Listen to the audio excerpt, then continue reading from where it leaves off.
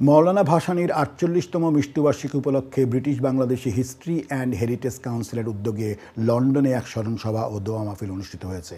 মঙ্গলবার রাতে পূর্ব লন্ডনের ভ্যালেন্স রোডের একটি কমিউনিটি সেন্টারে এ অনুষ্ঠান আয়োজন করা হয়।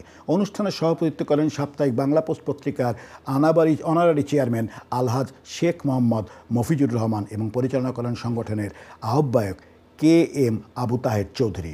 সবাই মূল প্রবন্ধ পাঠ করেন বিশিষ্ট লেখক ও গবেষক সলিসিটর মোহাম্মদ ইয়াউর উদ্দিন। মওলানা ভাসানীর জীবনের বিভিন্ন দিক নিয়ে আলোচনা করেন সাবেক কাউন্সিলর ও ডেপুটি মেয়র শহীদ আলী, কমিউনিটি নেতা মোহাম্মদ নুরুল আমিন, MA রব, মোহাম্মদ শফিক খান, মওলানা ফরিদ আহমেদ, আলহাজ নূর বক্স, হাজি মোহাম্মদ হাবিব, প্রভাষক আব্দুল হাই, বদরুজ্জামান বাবলু, মওলানা আব্দুল কুদ্দুস এবং আবুল হোসেন প্রমুখ বক্তব্য রাখেন। পবিত্র কোরআন থেকে তেলাওয়াত করেন মুস্তাফিজুর রহমান ও মওলানা আব্দুল কুদ্দুস। দোয়া পরিচালনা করেন হাফেজ সালেহ আহমেদ।